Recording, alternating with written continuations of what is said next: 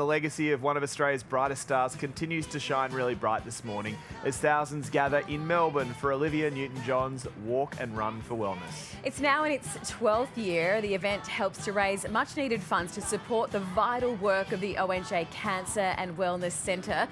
To tell us more, we are joined by Olivia's niece and ambassador of the ONJ Centre, Toddy Goldsmith in Melbourne. Morning to you, Toddy. This year's theme we can see. Good morning. Morning. The theme is Let's Get Physical. I mean, you look the part. Tell us what's going on there this morning. Well, I've actually got, Liz, you have just missed the biggest wave of people because it goes in waves. We had our first runners first off and then a huge walk rave.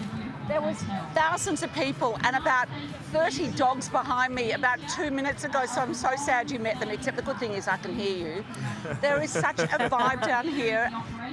It is electric. The weather, thank you, Melbourne. Finally, the weather's perfect and there's lots of people dressed up. I'm not as dressed up as I probably should be, but I'm in Liv's jacket, you know. But there's just such a beautiful feeling around here and so much joy and puppy dogs. Yeah, Melbourne weather's always fantastic, of course, Toddy. As a Victorian and someone who has walked alongside Olivia at this walk, you know, her legacy does live on today, especially. How much does this event mean to you and to the family? Oh, it's really hard to explain because she's normally here.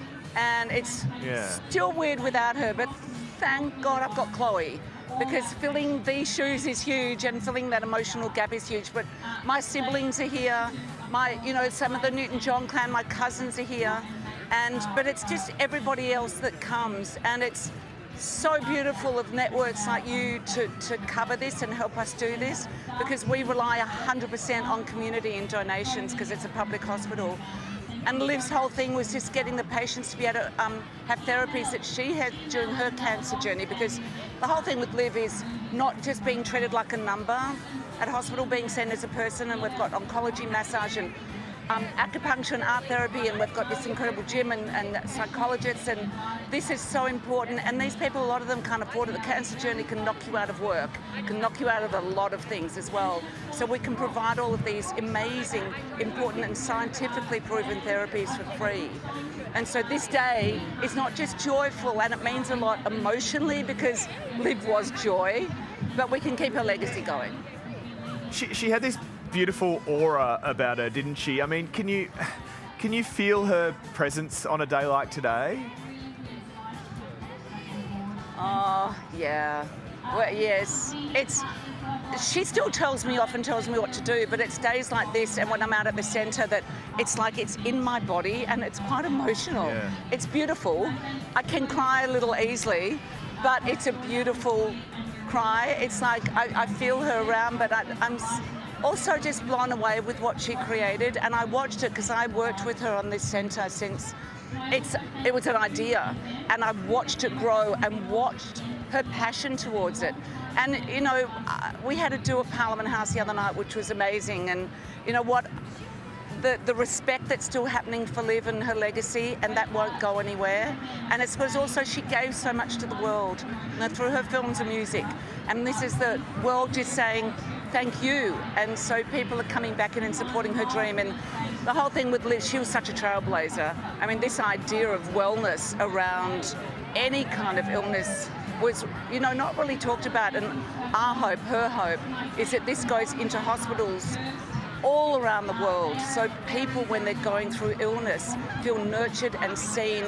And as I said before, it is scientifically proven to help shorten the time that they're in hospital and the length of the illness and helping them get well. So it's really important, and it's a really profoundly important message about health and the whole, you know, the holistic look at the human being. Yeah, she really was a trailblazer in that space, and we can hear her voice in the background there over the loudspeakers, which I'm sure is quite emotional for you as well. Toddy, how much money do you guys need to raise today to keep this work of Olivia's going? We need $1 million.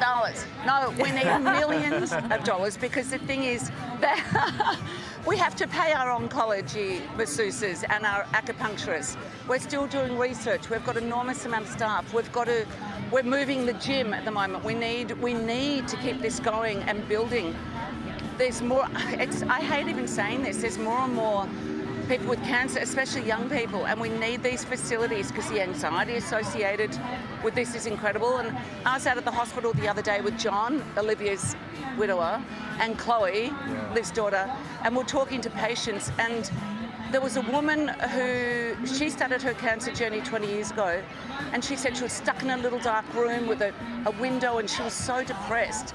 And now she's in a bigger room where family can come and see her, and that she can have massage come to her room. She had little paintbrushes around, and they're teaching her how to work with art therapy, and she's like 95.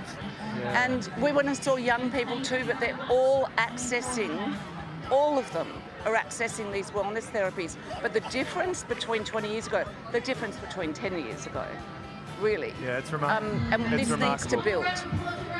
Hey, thank you so much for your time. Good luck today. Walkforwellness.com.au is how to get involved at home as well. Toddy, thank you.